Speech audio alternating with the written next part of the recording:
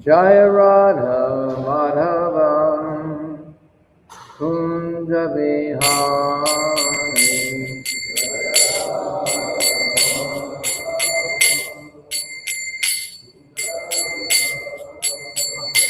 Jaya Radha Madhavam Kunja Bihari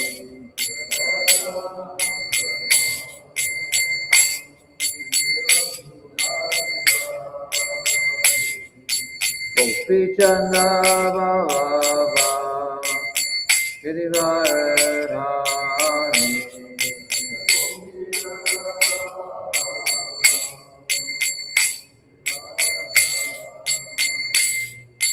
Gopi Chandra Baba Girivardhari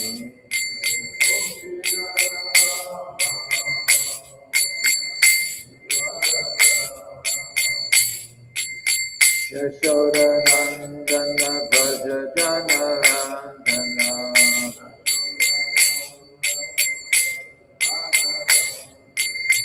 Yashoda Nandana Braja Jana Randana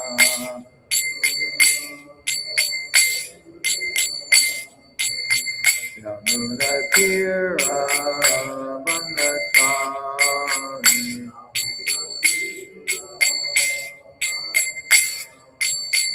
Yamuna Tira Vandachari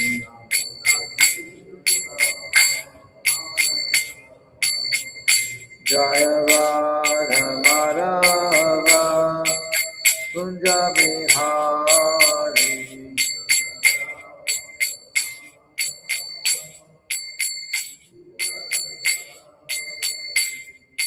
Gopi Jana Bhava Girivardhari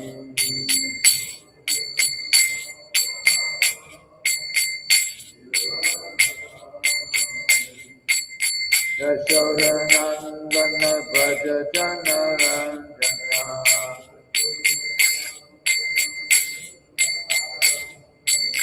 Yamuna Tira Vandachari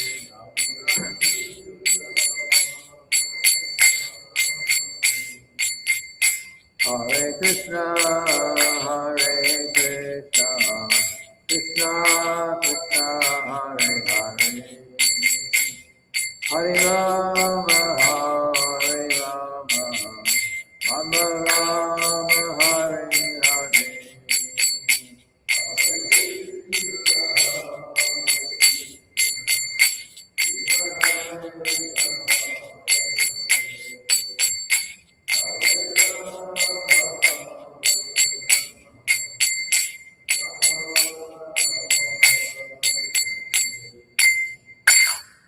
Shri Guru Prabhupada ki jai. Om Namo Bhagavate Vasudevaya.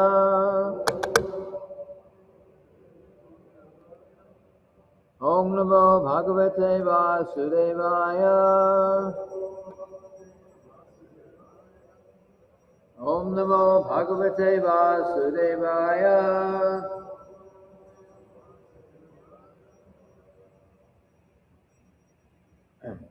So we're reading today from Srimad-bhagavatam, Canto 9, Chapter 19, Text 20. The chapter is called King Yayati Achieves Liberation. We'll chant the Sanskrit. Trishtan Shrutam Asad Bhutva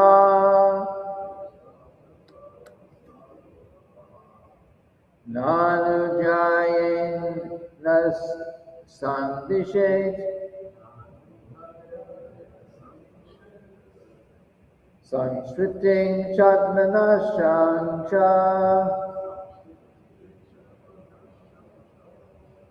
Tatra Vidvansa Atmadrik Krishnan Shrutam Asad Bhutva Nanujayen Nas Sandishet Sanskriting Chatmana Sancha Tatra Vidvansa Atmadrik Vishtam Shrutam Asad Bhutva Nanujayen Sandishet Sanskriting Chatmana Sancha Tatra Vidvansa Atmadrik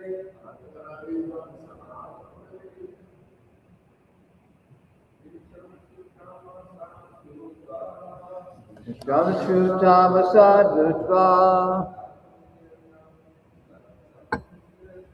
Anujayen Sandishet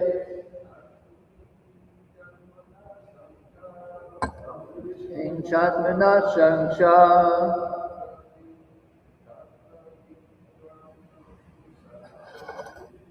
Tatra Vidvansa Atmadrik Krishnan Shrutan Asad Bhutva Anujayen Sandishet Sanskriting Chatmana Sancha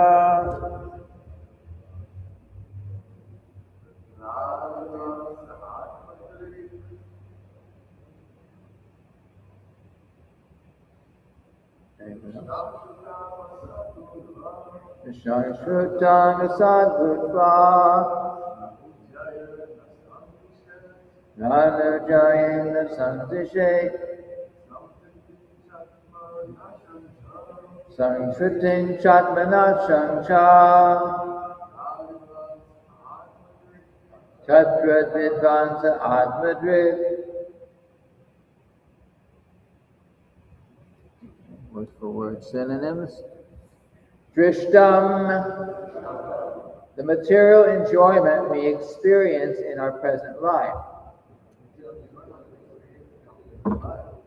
Shrutam, material enjoyment as promised to the fruitive workers for future happiness, either in this life or in the next, in the heavenly planets and so on.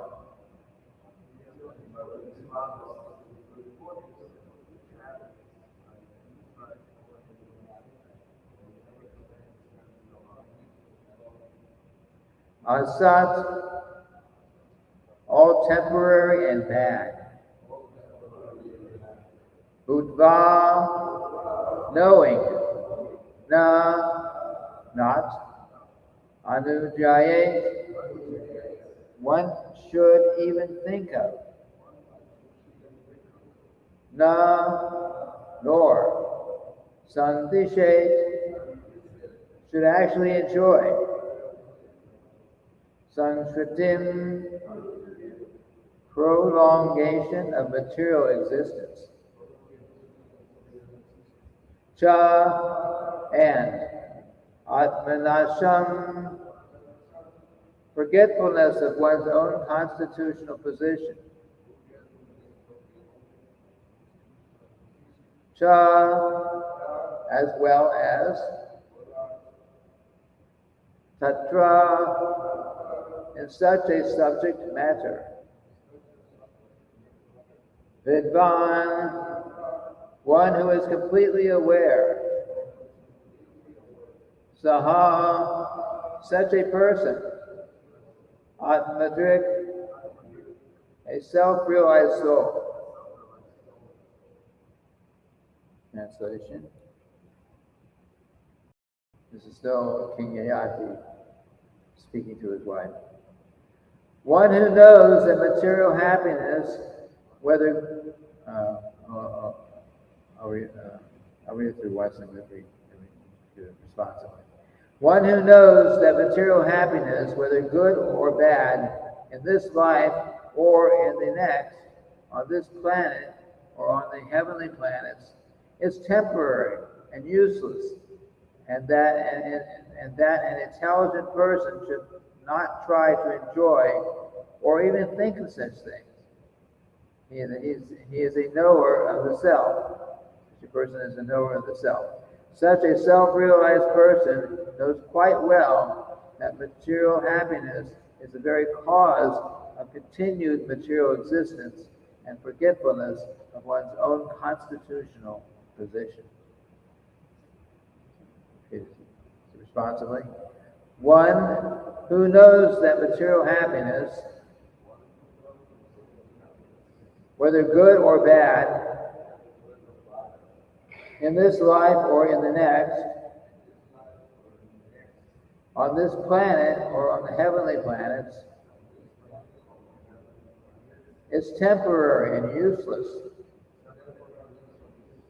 and that an intelligent person should not try to enjoy or even think of such things. He is a knower of the self. Such a self-realized person knows quite well that material happiness is the very cause of continued material existence and forgetfulness of one's own constitutional position.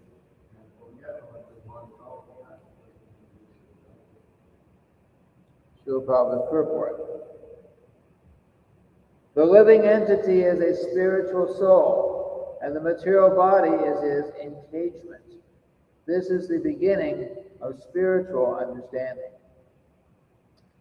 Dehino sminyata dehe komaranga jara tata dehantara praptir tirastatra namuyate. Quote, as the embodied soul continually passes in this body from boyhood to youth to old age, the soul similarly passes into another body at death. The self-realized soul is not bewildered by such a change. That's Bhagavad Gita, chapter 2, verse 13. The real mission of human life is to get free from the engagement in the material body. Therefore, Krishna descends to teach the conditioned souls about spiritual realization and how to become free from material bondage. Yada yada hi dharma shaglanir bhavati bharata. The words dharma shaglani mean pollution of one's existence. Our existence is now purified, and it must be purified. Satvam Shuddhayate. The human life is meant for this purification, not for thinking of happiness in terms of external body, which is the cause of material bondage.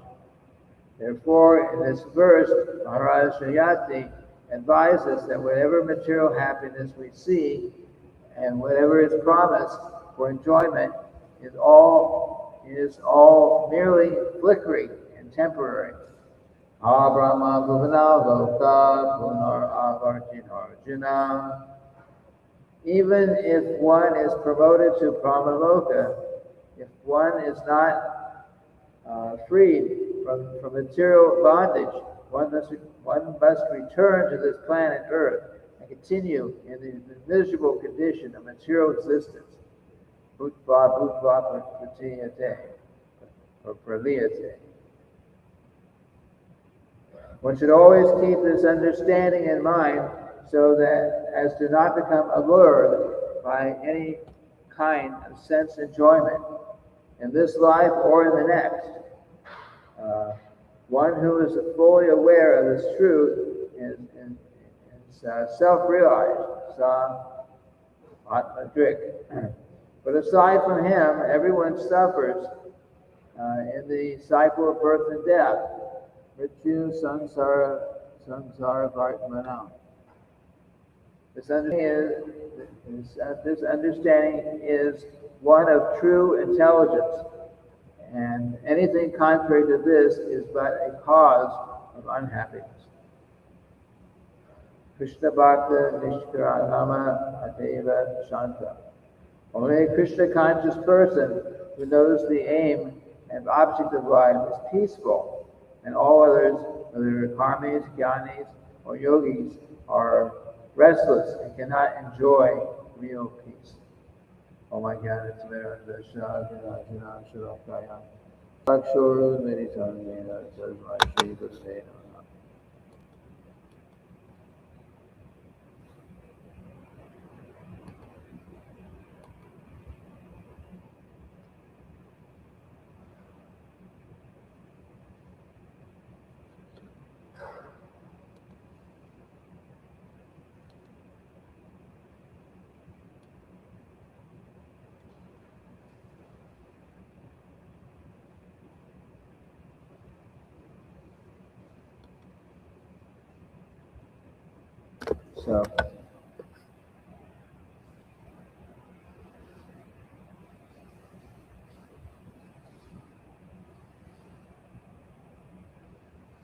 So, it seems, it would seem very logical. The people, it seems like very logical that we are not this material body.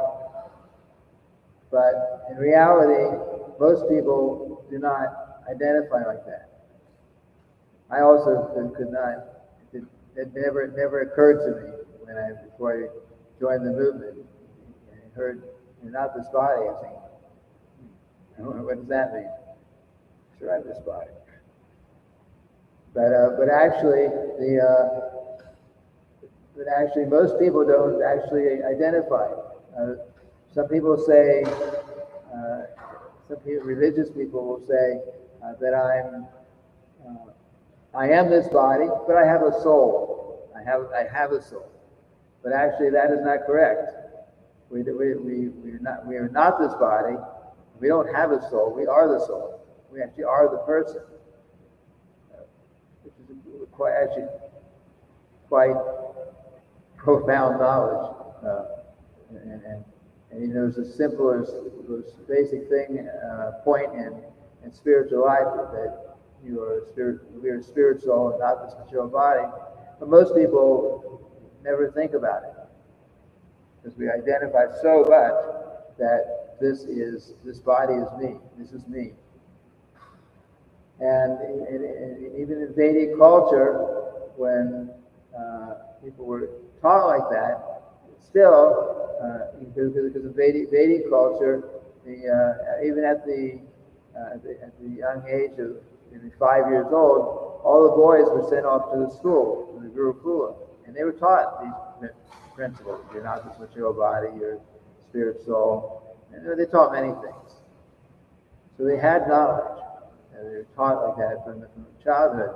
But still, most people in Vedic culture were interested in present or future material enjoyment. Even if they knew that, okay, we're supposed to become liberated someday, maybe one day in the future I'll do like that. But most people spend their whole life, large portion of people in the society, in the world, would spend their whole life engaging in different kinds of sense gratification and just thinking about liberation, maybe at the end when they become too frustrated. And that's what's happened here with King Yayati, right? King Yayati, he had knowledge in the beginning, but he got this opportunity. He was married. He got the material taste for sex, and he enjoyed and more and more and more for 1,000 years. You can imagine our lifetime spans are short, but for 1,000 years, he's realizing at this point in the history that I took up this path of sense gratification, and for 1,000 years, I enjoyed daily for all that time, and still I'm not satisfied. I still want more and more, because I'll never become satisfied. It increases my desire. It doesn't decrease it. So Vedic culture is such that at some point in your life, hopefully you'll become tired and a little disgusted with the whole material situation, and you've learned something from early on in your life and as a child, that the purpose of life is, the ultimate goal of life is to become liberated, to become free from the material entanglement. So here, King Yayati, after 1,000 years of enjoying material enjoyment on the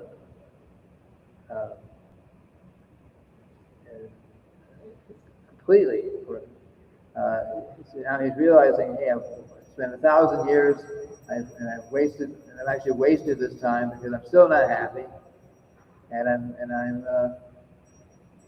not happy. So now that I've realized that I've wasted my time, now I need to dedicate the rest of my life for the devotional service of the Lord.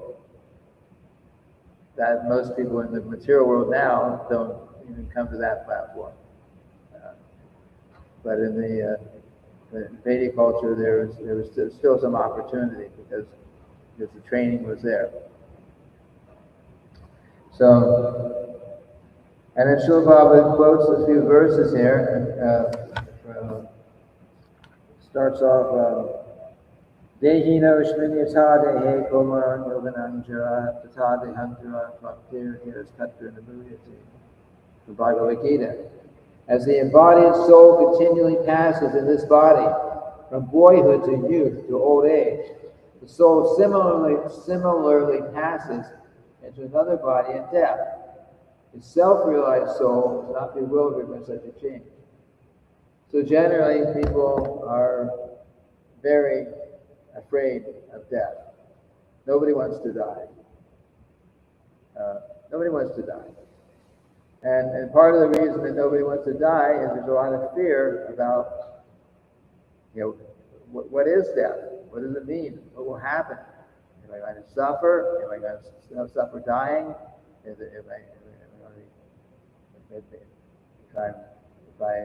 For those who have strong belief in God, but they're not they're not following God's instructions, they think, oh, I'm gonna suffer. I'm gonna go to hell. But in general, people are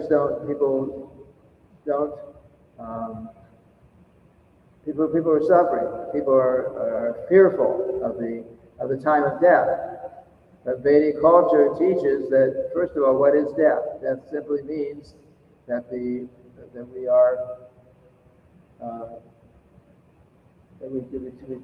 soul leaves the body and takes another birth. So that's what death is. And that if we live our lives properly, nicely now in Krishna consciousness, then at that time of death, our next birth, if we take a next birth, will be very much even more auspicious. And if we take up the path of Krishna consciousness now, or we've taken up the path of Krishna consciousness, and we stay with it, then we have every opportunity, of course, to go back to the spiritual world. This is the goal.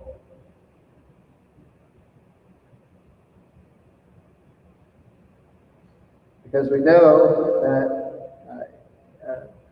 unlike in the Vedic culture, where you actually could perform different kind of sacrifices and actually go to the heavenly planets, or do certain things in knowledge of how to increase your material enjoyment.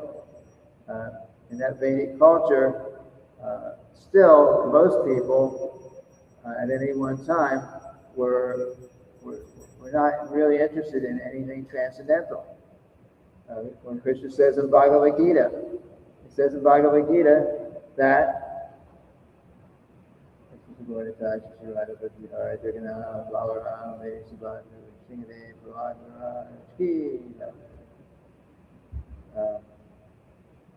It says, but from the highest planet, we just quoted, it's quoted here, from the highest planet in the material world to the lowest planet, all are places of misery, where repeated birth and death take place. So, even in the heavenly planets, there's death. Lifespan is longer, death may be less problematic, but still, it has to end. The time in this material body has to end. So people on Earth, knowing of the heavenly planets and knowing that the lifespan is varies by the planet, but depending on the lifespan and the planets you may take birth on, the lifespan can be extraordinarily long. Like Lord Brahma, his lifespan is 311 trillion years of our years. Imagine 311 trillion years. But and there's a story, history, and I don't know where it's written. It's somewhere in the Srimad-bhagavatam books. There was a king. He must have been a pretty pious king, because somehow he was able to actually go directly and talk to Lord Brahma. But he was a king, and his daughter, he wanted to arrange for a husband for his daughter. Who? Kukutni? Okay, King Kukutni. So he went to visit Lord Brahma. He went to visit Lord Brahma, and the Lord Brahma was watching a concert, listening to a concert, I believe. He was listening to a concert, so it was not maybe a few minutes, had 15 minutes, like that. A short time had passed by Lord Brahma's time, and then Lord Brahma came, and the king said, "I just arrived a few minutes ago, and I would like you to arrange for a husband for my daughter, as a nice husband." So Lord Brahma said, "Well, yes, I can do that, but the problem is, back on Earth, everyone's already gone and dead and gone." Everyone's gone because these 15 minutes you've waited for me here on Earth has been many generations of your family have already been born and died, and it's too late. So his daughter must have been with him, I guess. Pretty much. Oh yes. But Lord Brahma said, but just now, Yayati was married to Lord Balaram, yes. Was it? Yeah. So he was there. She was. So he said, just now, where Krishna and Balaram are appearing on earth. So if you go immediately, you can be there, and Lord Balaram will be a very good husband for your daughter. Huh?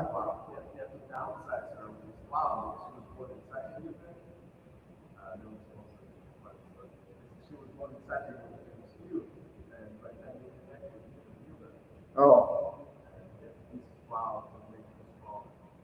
Okay. I don't remember that part. But yes. So but anyway, the point is the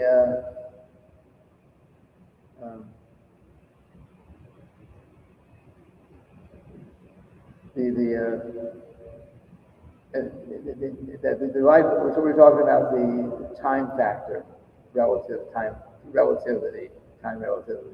So Lord Brahma, on his planet, the time is very different than the time here.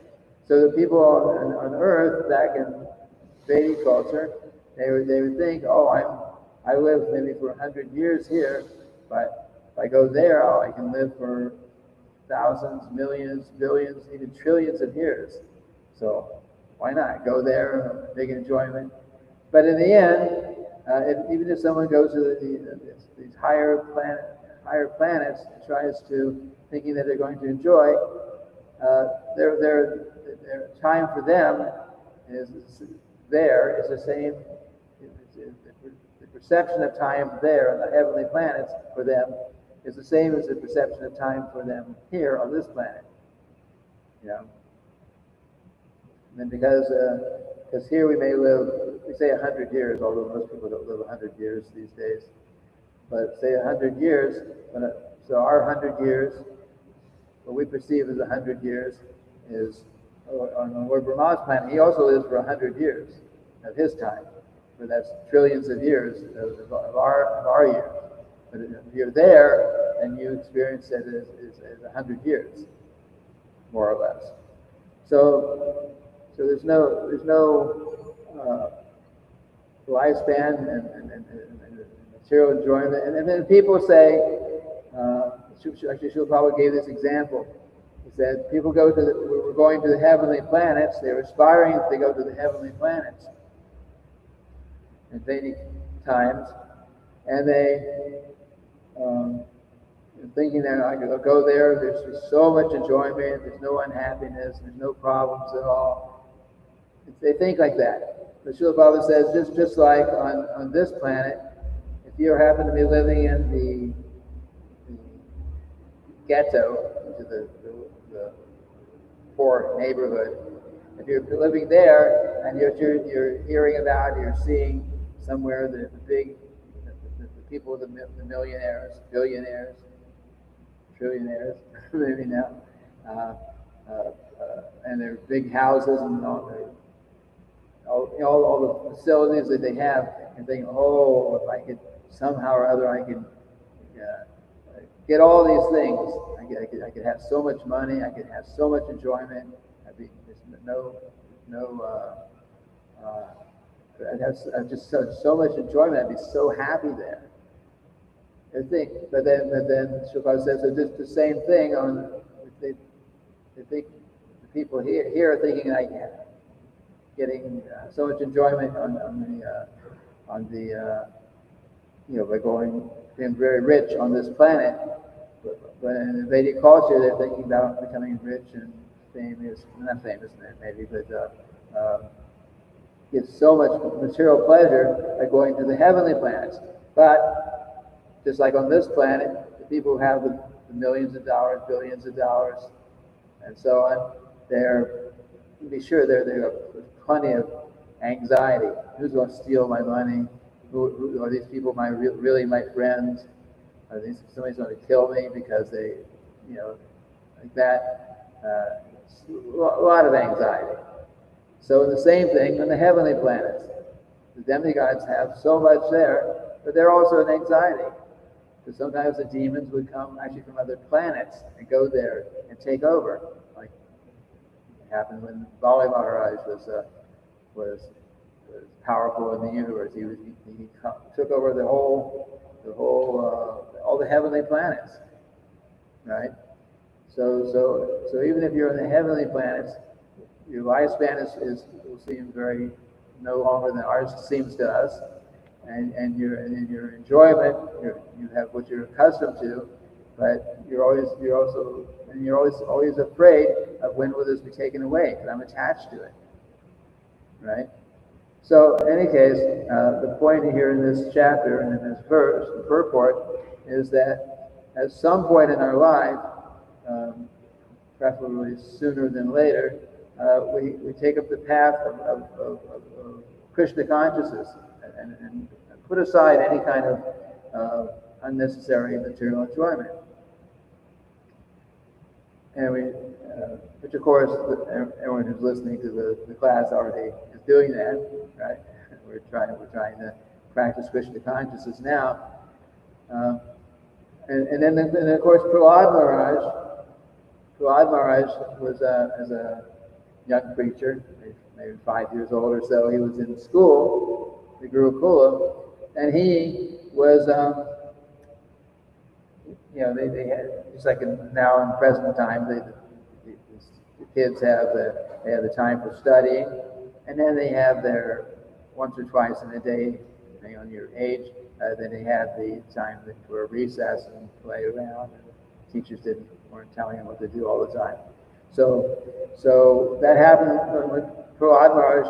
He had his time too. They had recess at some point during the day. So as soon as he had his recess, his break from school, and the teachers went somewhere else to do what they were going to do, the Prahlad, of course, immediately was preaching Krishna consciousness to his friends, to his schoolmates, and they all liked him. Prahlad Maharaj was very popular in his class. Everyone liked him.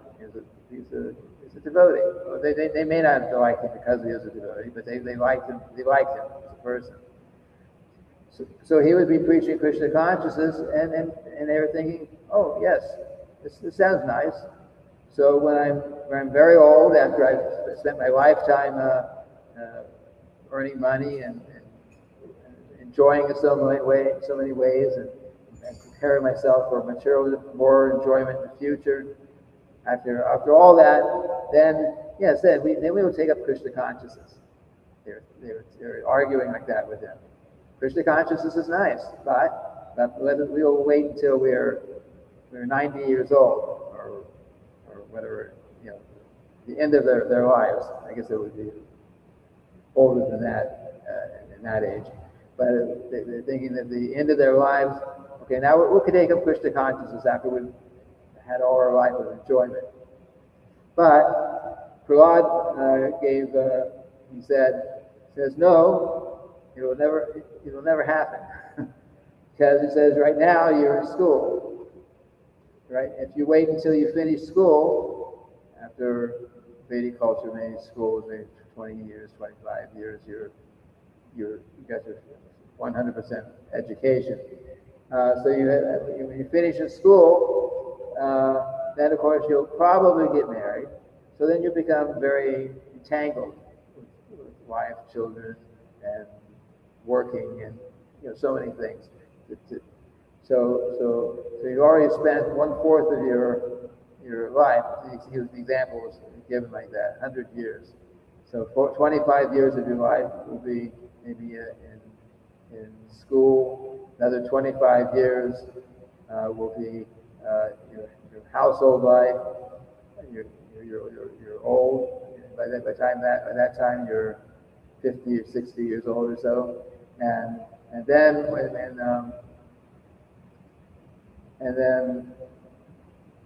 you become more old, and then by the end of your life, when you're actually thinking that you're going to take up the path of Krishna consciousness, what happens?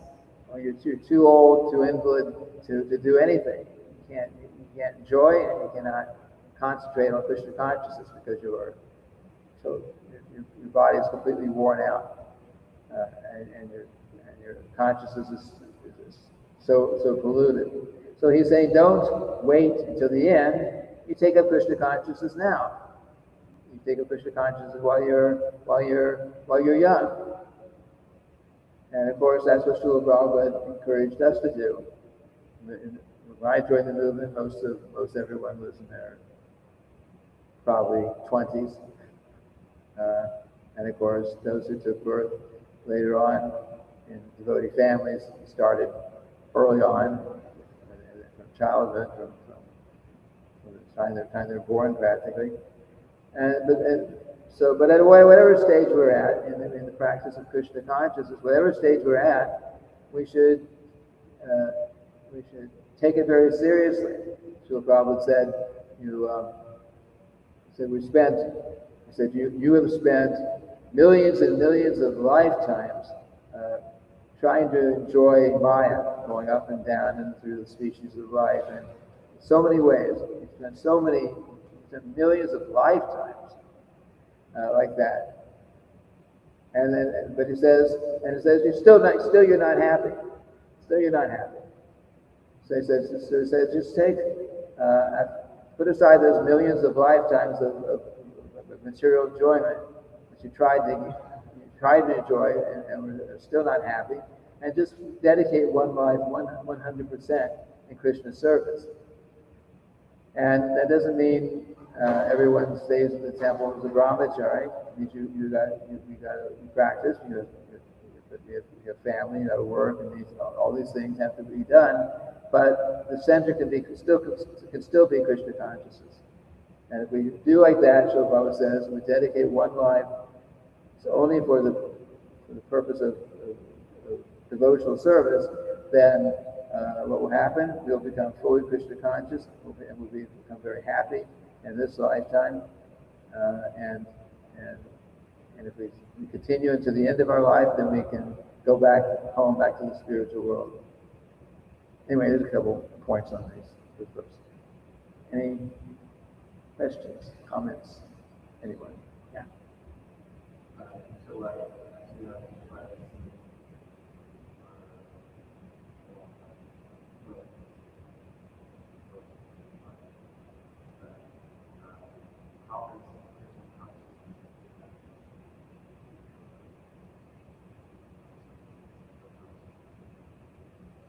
How is Krishna consciousness manifested in my consciousness? You know, I mean, my whole life is dedicated to this. I can't imagine doing anything outside of Krishna consciousness.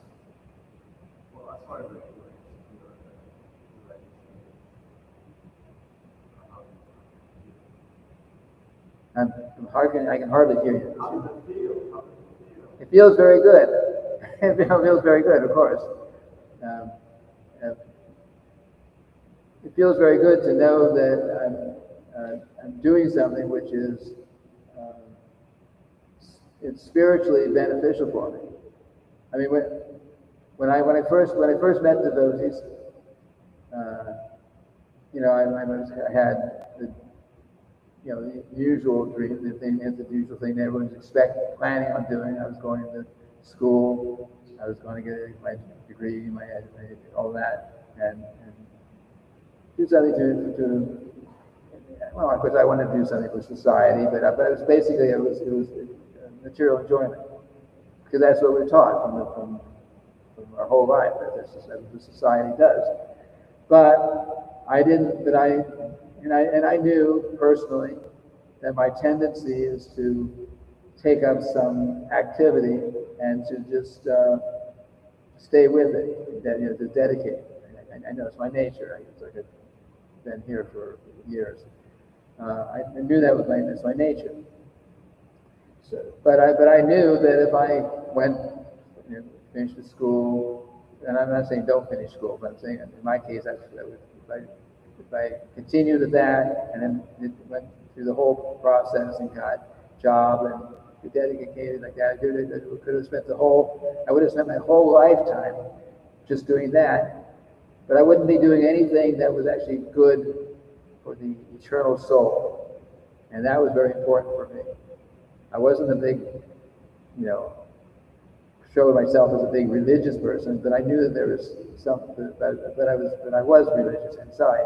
And I knew that the real, could spend the whole lifetime working very hard, and at the end, of course, everything one way or another is taken away, and then I do something that was actually good for me, for spiritually speaking.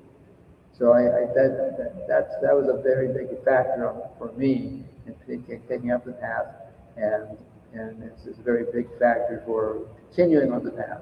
We want to do something which is that's spiritually pleasing, and of course to go the whole lifetime, and then at the end, like Prahlad Maharaj was warning, if we wait to go the whole lifetime, and at the very end we think, oh, I spent 80 years of my life enjoying, and now I want to. I think I should have taken up the spiritual life. Maybe I should have taken up spiritual life, but I can't. It's too late to really do it. So I feel internally, I feel very good that I took it up when I took it up, and that I'm have chosen that path of Krishna consciousness and intend to continue up until as long as this body lasts. So it's enjoyable now, and and there's that internal